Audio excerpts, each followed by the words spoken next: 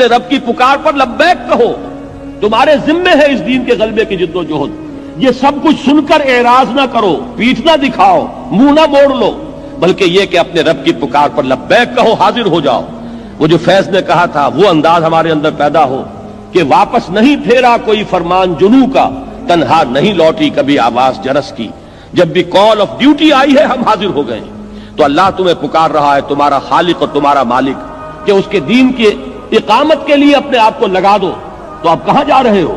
استجیبوا لربکم من قبل ان یاتی یوم لا مرد لہ من اللہ، اپنے رب کی اس پکار پر لبیک کہو اس سے پہلے کہ وہ دن آ جائے کہ پھر جس کو لوٹانے والا کوئی نہیں ہوگا۔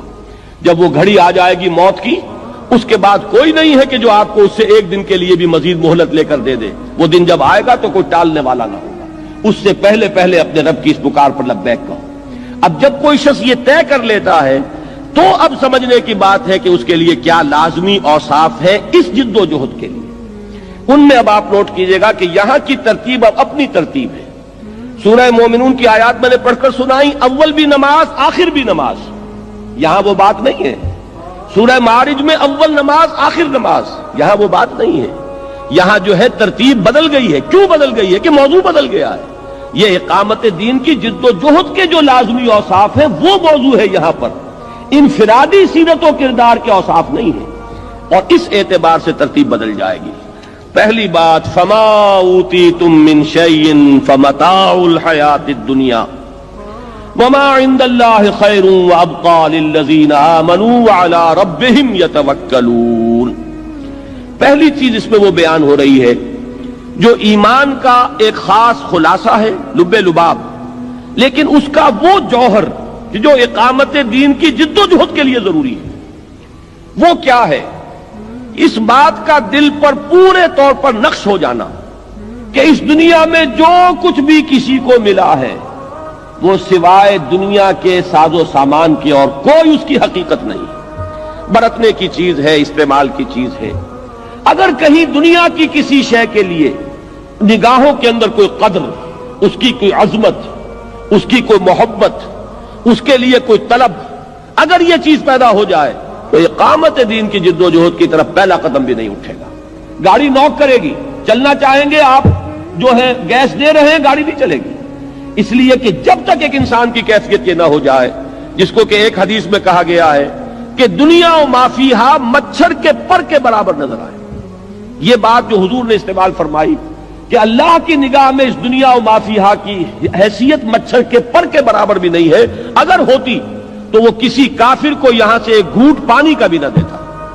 یہاں کافر ہے اور دنیا میں عیش کر رہے ہیں، مزے کر رہے ہیں، ساز و سامان ہے، لمبی لمبی کاریں ہیں، مشرکین ہیں، اللہ کے باغی ہیں، اللہ کو گالیاں دینے والے ہیں، شریعت کا مذاق اڑانے والے ہیں، استہزاء کرنے والے ہیں، سنت کا مذاق اڑانے والے ہیں۔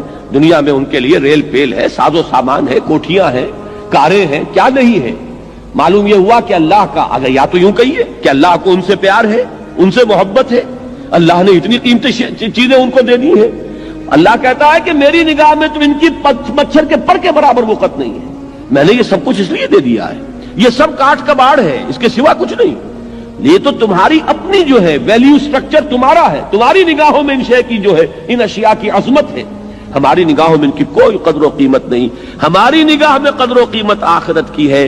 اور جب تک ایک بندہ مومن کا اپنا سوچنے کا انداز بالکل اس خدائی جو ہے ایک معیار اس کے ساتھ بالکل مکمل نہ ہو، لیکن ہم آہنگ تو ہو جائے، اس کے ساتھ اس کے ایک ہم آہنگی کی کیفیت پیدا ہو جائے، اگر یہ نہیں ہوگا تو اقامت دین کی جد و جہد میں انسان سمجھے گا کہ میں لگا ہوا ہوں، ساری کوشش ہو رہی ہوگی اپنے مال بڑھانے کی، اپنے ساز و سامان میں اضافے کی، اپنے سٹیٹس کو بڑھانے کی، اپنے دنیا کی بلونگنگز کے اندر اضافہ کرنے کی، اپنی کار کو لمبے سے لمبا کرنے کی۔ صرف یہ ہے کہ جسے آپ ایک کہتے ہیں کہ ایک بائی پروڈکٹ ہے، سائیڈ ایشو ہے، ایک ہابی ہے، ایک دلچسپی ہے، اس کے درجے میں دین کا کوئی کام کر کے آدمی اپنے آپ کو دھوکہ دے رہا ہوتا ہے کہ میں دین کا کام کر رہا ہوں۔ جب تک یہ شکل نہ ہو، دیکھیے اس میں وہ انتہا نہ آ جائے، رہبانیت اسلام میں نہیں ہے، یہ ہر شخص کے اپنے اندر اپنے دل میں جھانکنے کی بات ہے کہ آیا فی الواقع میرے دل میں ان چیزوں کی کوئی قدر ہے یا نہیں، استعمال کرنے میں کوئی حرج نہیں، فمتاع الحیات الدنیا، اس متاع الحیات دنیا کے الفاظ میں بھی وہ بات موجود ہے کہ یہ بات نہیں ہے کہ استعمال نہ کرو. کسی شخص کو اگر اللہ تعالیٰ نے کار دی ہے اور وہ اس کام اس کے ذریعے سے زیادہ کر سکتا ہے، کوئی حرج نہیں. لیکن اگر کار کی عظمت اور کار کی محبت دل میں آ گئی تو انسان مارا گیا، پھر وہ اس جد و جہد کے کام کا نہیں رہا.